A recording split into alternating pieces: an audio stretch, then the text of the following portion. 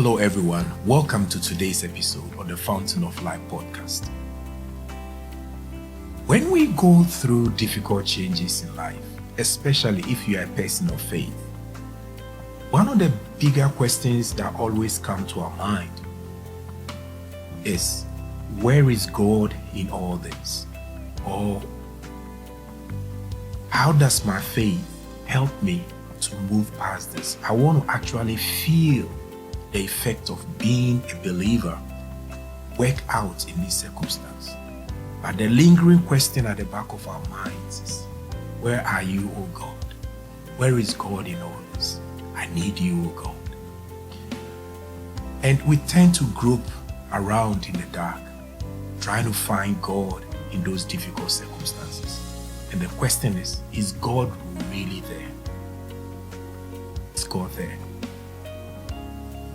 Why don't you join me for the next couple of minutes as we try to find the answer? Where is God in those moments of change, in those dark places?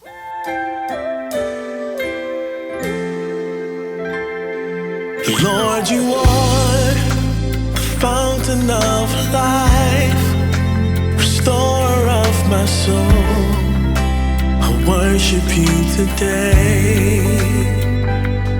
Lord, you are the fountain of life, restorer of my soul. I worship you today. Lord, you are the fountain of life, restorer of my soul. Worship you today. Lord, you are.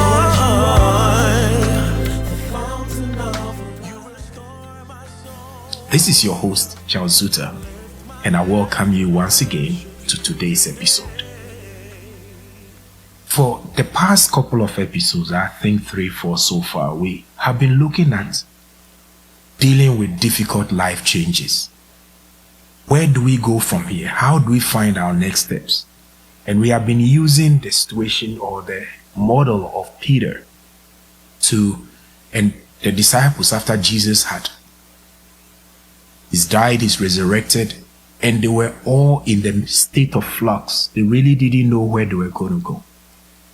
And we talked about how Peter decided, I'm going fishing, trying to help himself to get out of that funk, to get out of that moment, the trauma of betrayal and sense of failure, and all of those things that was hanging over his head.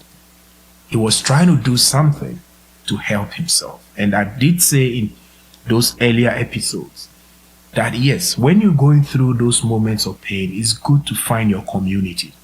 It's also good to start by being kind to yourself. Go to those places that are familiar to you.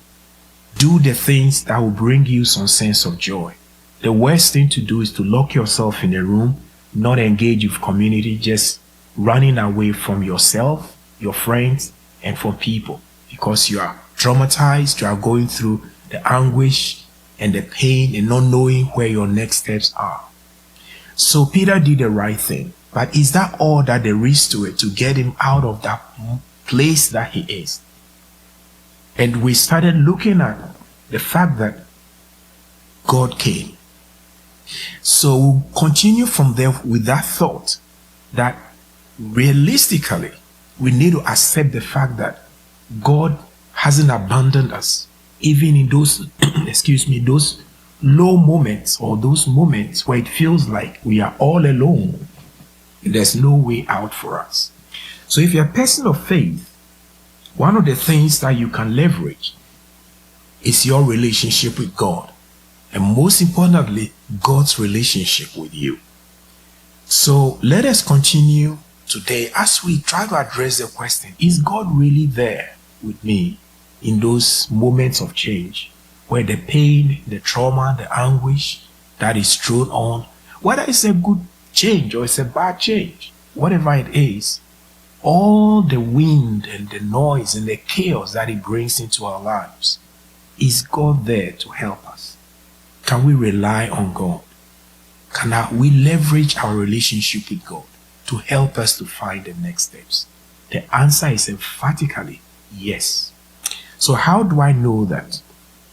Let us look at John chapter 21 and follow the narrative as we use this model to see how God has actually dealt with people in those places of darkness and those places where their lowest points. So it's not just some kind of a fluke, a flash in a pan. What Jesus is doing here, that is the divine pattern. And it's not just limited to the disciples. It applies to us as well, no matter the kind of change that we're going through. So, verse 5, we might have read this in previous episodes, so I'm not going to dwell much on it. When Jesus, we don't know how long he was standing at the shore. Jesus stood on the shore, and the Bible says the disciples didn't know that it was Jesus. So how long he's been there, we don't know. Maybe throughout the whole night, we don't know. But he came to them. That is the truth that you should underline in your Bible. When you are wondering, is God there with me? He came to them. They didn't go looking for him. He came to them. And that is a truth that you need to know. So when he came to them, he said to them, verse 5, "Children, have you any food? Have you any food?" They answered him, "No." Now, when you're going fishing, from my little experience, or not experience, but trying to understand how fisher folks operate, they do take food, they take water, they take things that they can survive on. But in this case, maybe it was just a casual fishing expedition. They didn't really have a lot. So they said no. And why did Jesus specifically ask whether they have food? And look at the language. He said he called them children. These were his disciples. He had called them friends. It doesn't mean when your children cannot be your friends. But the point here is the change in the tone. He called them children. And he says, "Have you any food?" He identified a specific need in their lives to which they had no means of addressing. And that is something that tells me that God is interested in our well-being. Why didn't he ask about water? Or why didn't he ask about clothing? But he says, "Have you any food?" Most likely, he knew they had no food. And he knew that was a point of engagement. And he came to them trying to address a need in their lives. But he had bigger plans. So he started with the obvious. In much the same way, when we're going through change, the familiar places, the familiar conversations, and the things, the mundane things, God had bigger things to do. Why does he bother about food? I'm sure you'll be wondering. So when you are thinking that, is God really interested in this situation? I just got a promotion. I'm traumatized. There are 50 people looking up to me to do annual evaluations, to everybody coming with their problems, and I'm really torn. This is trivial. Is God really interested in this? The answer is yes, he is. And that for him is a conversation starter. The bigger picture is he engaging with you. So he comes to you with a familiar topic, the things that are engaging, that you are engrossed in. So he came to them and he told them, "Do you have food?" They said no. Okay. Then he told them what to do. Cast your net on the right side, and they got both the fish. And eventually they got so much fish, yet the net was not torn, and they dragged it to the shore. But the most important thing, he continued in that same human conversation. The mundane things. The things that we might think are not important to heaven. Then he said, "Bring some of the fish which you have just caught." And they brought it. And verse 12. So they laid it on the fire. Verse 12. Jesus said to them, "Come and eat breakfast." Yet none of the disciples asked him, "Who are you?" knowing that it was the Lord. He told them, "Come and eat breakfast." You see, sometimes we are made to believe, just do for God. You have to pray, you have to tithe, you have to come to church. It's just God. Do for God, do for God, do for God. We never for one moment also pause and ask the question, what will God do for me? Why do I go to church? Why do I pay? Why do I even engage in this relationship with God? If heaven is my goal, then God kill me. Let me go to heaven. But God is not just interested in killing us and taking us to heaven. He wants to build a relationship with us. He wants us to know Him in a certain dimension. So, why is most of our messages, and a lot of us ministers, are guilty of that. We say so much to our members about what we should be doing for God, and we don't emphasize enough in what God can do for us, or we being confident and bold enough to want to get something out of that relationship. We are terrified. If I believe for this, that means it's not a proper way to relate with God. No, God is interested, and it's because of that word He used, children. When there is a child, there definitely must be a father. So Jesus in this context is not just emphasizing the child relationship, or He's seeing them as children. He also was reflecting the fatherhood of God, the compassionate God, the God who cares and understands. So He called them children so that they would know that they have a father. So the question is, what is the fatherhood of God doing for me? And these are some of the examples that we are going to see over here. He told them, come and eat breakfast.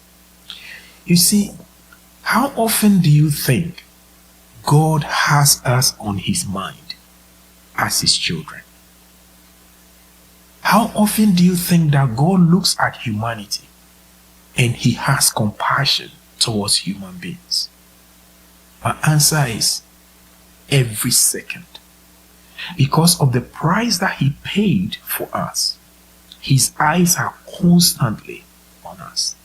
He told Israel, a mother will forget the suckling child.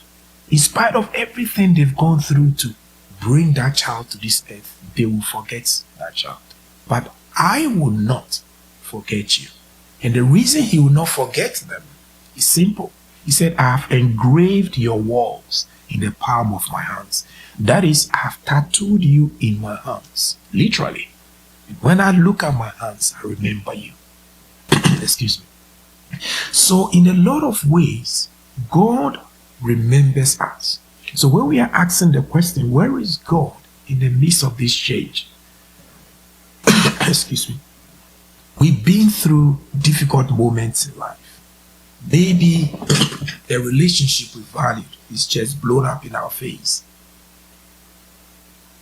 And maybe a promotion that we craved, we've just been denied.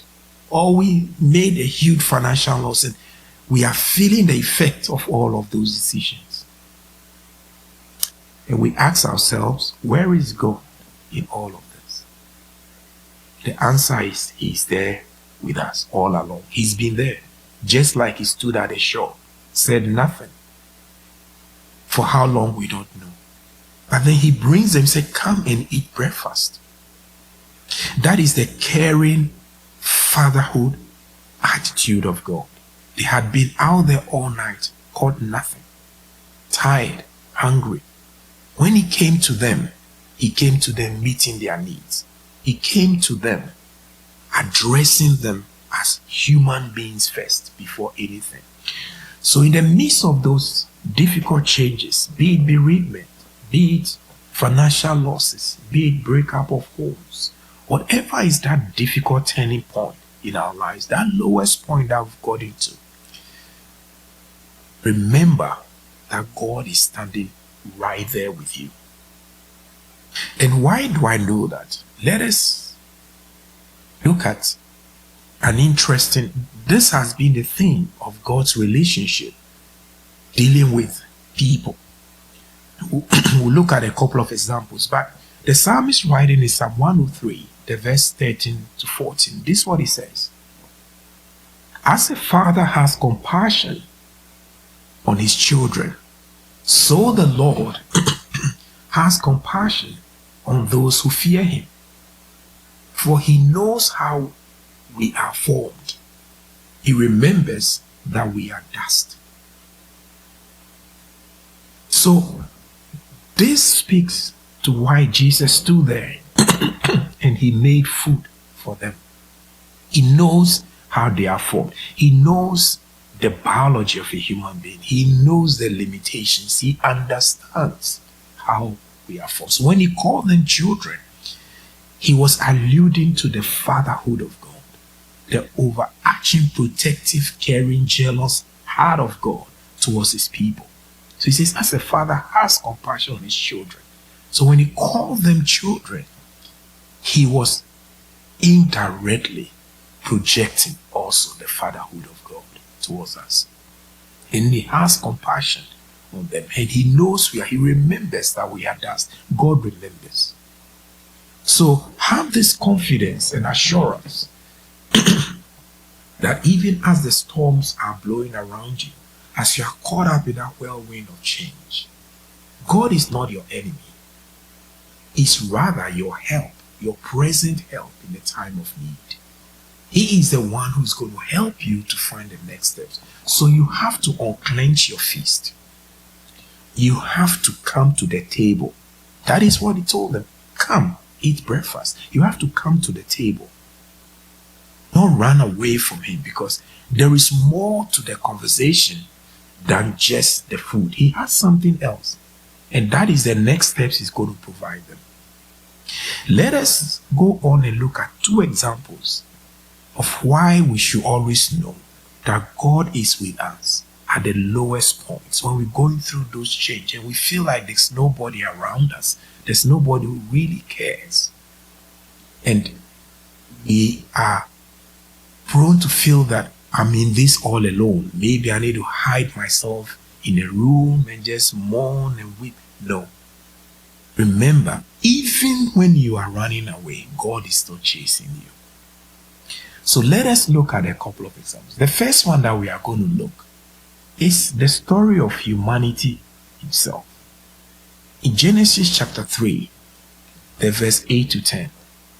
Remember, we are talking about change, how to find the next steps. And the first human beings that God had made, they had just blown it all up in God's face. He had wonderful plans, amazing plans for them. But they had made a grandfather of all changes. And the effect of that change was beginning to blow upon them. Sin had come into the world. They were now, God was their friend. Everything has now changed. They are now terrified of God, because the glory and the righteousness of God that had clothed them had just been stripped away. Terrible change. Terrible change for evil. And God was there, even at those moments. Verse 8. Then the man and his wife heard the sound of the Lord God as he was walking in the garden in the cool of the day. And they hid from the Lord among the trees of the garden. But the Lord God called to them, "Where are you?" And he answered, "I heard you in the garden, and I was afraid, because I was naked, so I hid." Classic response. When we feel that we have blown it and everything is messed up and we feel everything is not where, our immediate reaction is to just hide, just run away from the things that are really even better for us. People go away from church because they felt, well, I'm now an embarrassment. Everything around me is failed and broken, and the shame is just so overwhelming. We feel that our solace is to just hide. This is what Adam and Eve did. They hid. But the question is, who came to them? It was God. They didn't go to God. God came to them. So the question is, in those moments, those lowest points, the point of inflection, when we're going through those change, those lowest points, even there, God came to them. And note carefully when we're looking at the example of the disciples in John 21, he came to them. Peter was at his lowest point, quite far away from anything he had experienced in those 3 years with Jesus Christ. Jesus came to him, called them children. Because he's a father, he wants to restore. So today, as we are reading here, Adam and Eve, in those lowest points where they had made, the granddad of all mistakes, blown everything up, and they were hiding, set the whole course of humanity, towards condemnation and damnation in God's judgment.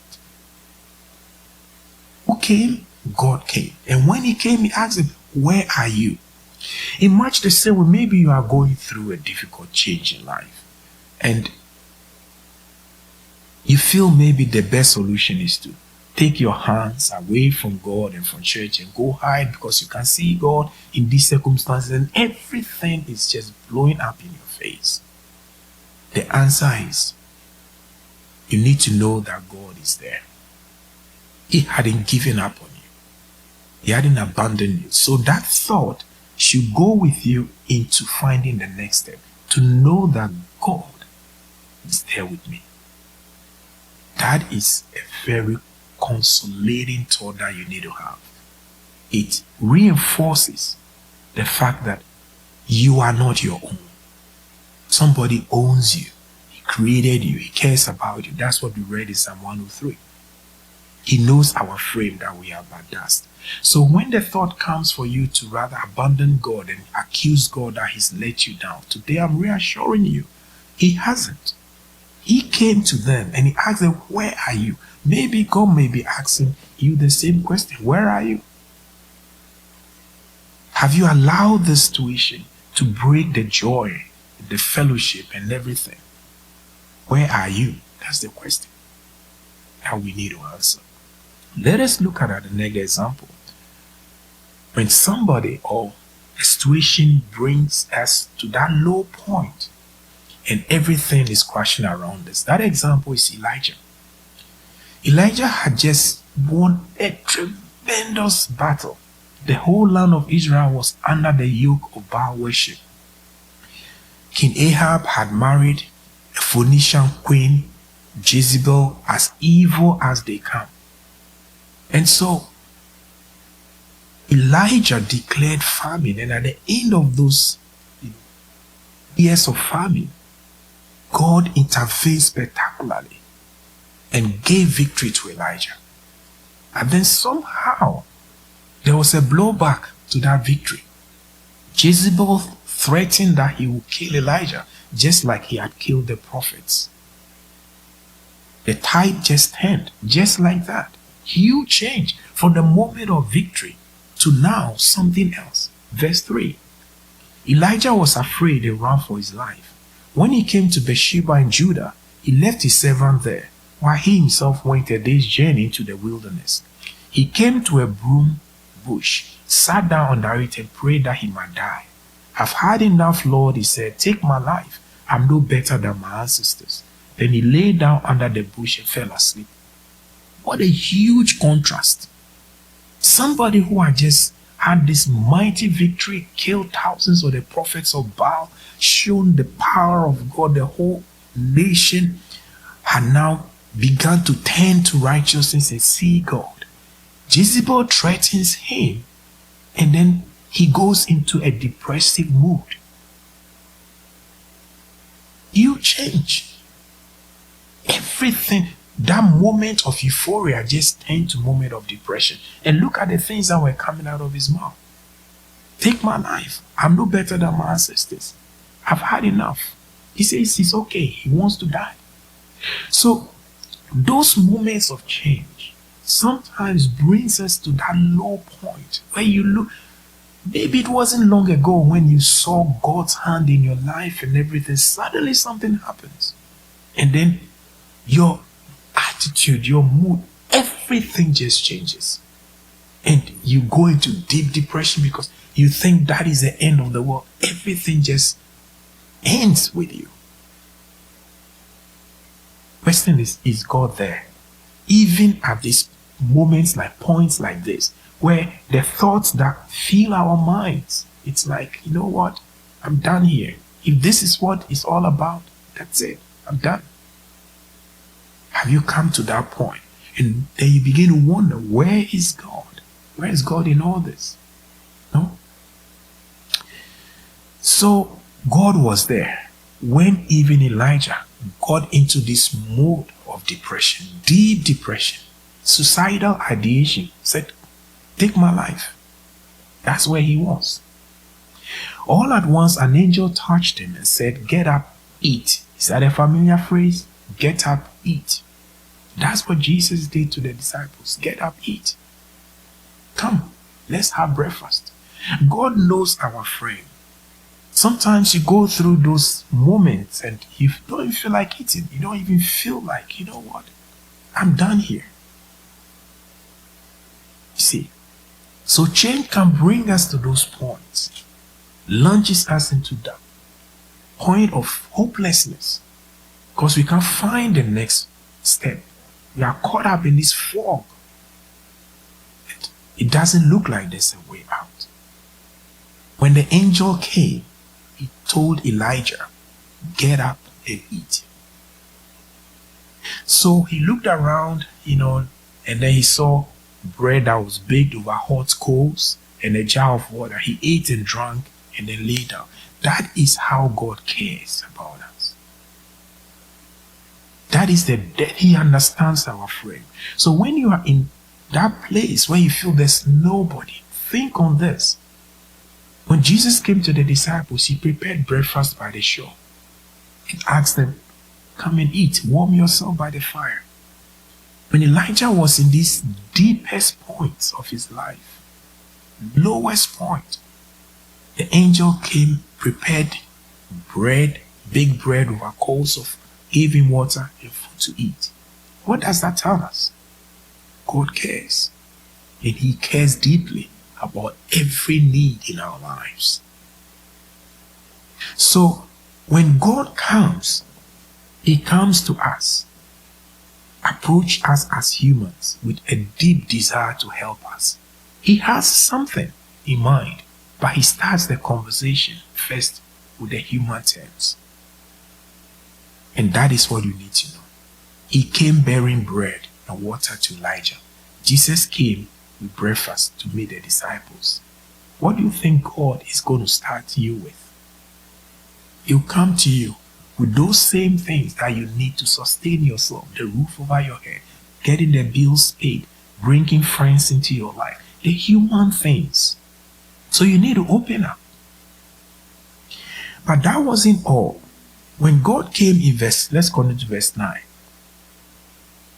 Verse 7, and the angel of the Lord came back a second time and touched him and said, get up and eat, for the journey is too much for you. So he got up and ate and drank. Strengthened by that food, he traveled 40 days and 40 nights until he reached Horeb, the mountain of God, where he went into a cave and spent the night. God had a plan for him, but he strengthened his body.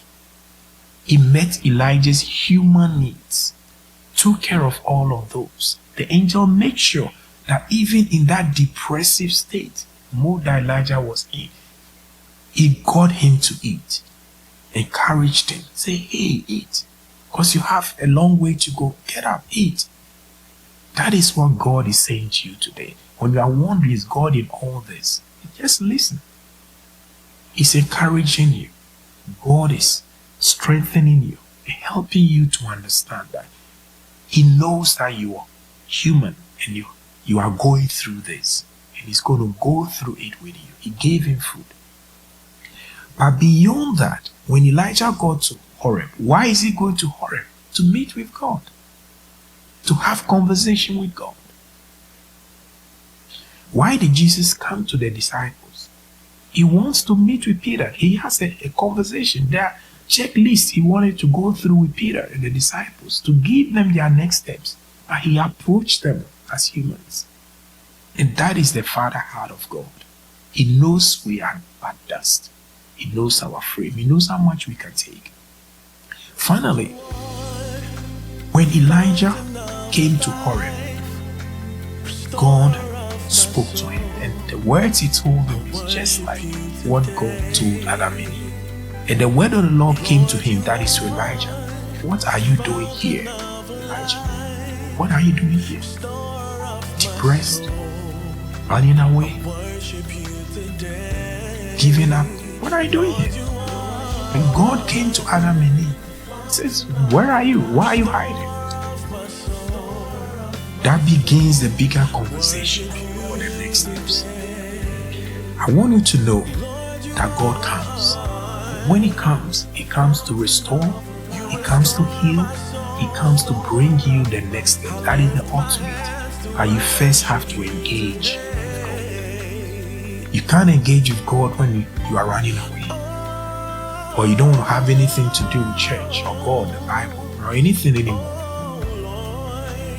But you need to unclench your fist and give God a chance. Sup with you, and you with Him. Come to the breakfast table, eat, sup with God. Thank you so much for joining me today. I'm going to pause here.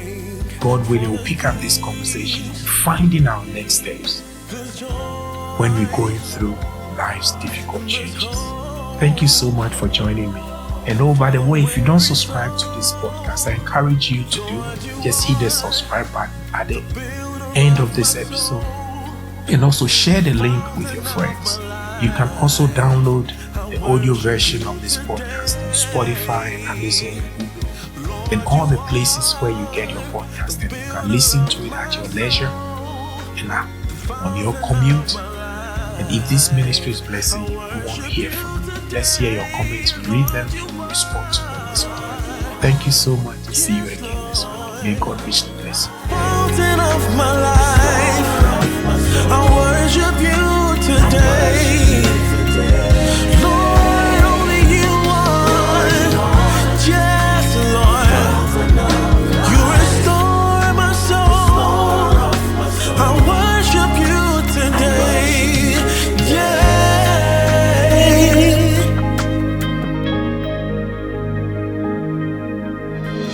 The book of Matthew 11, 28 to 29.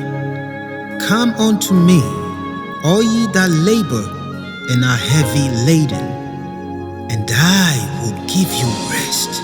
Take my yoke upon you and learn of me, for I am meek and lowly in heart, and ye shall find rest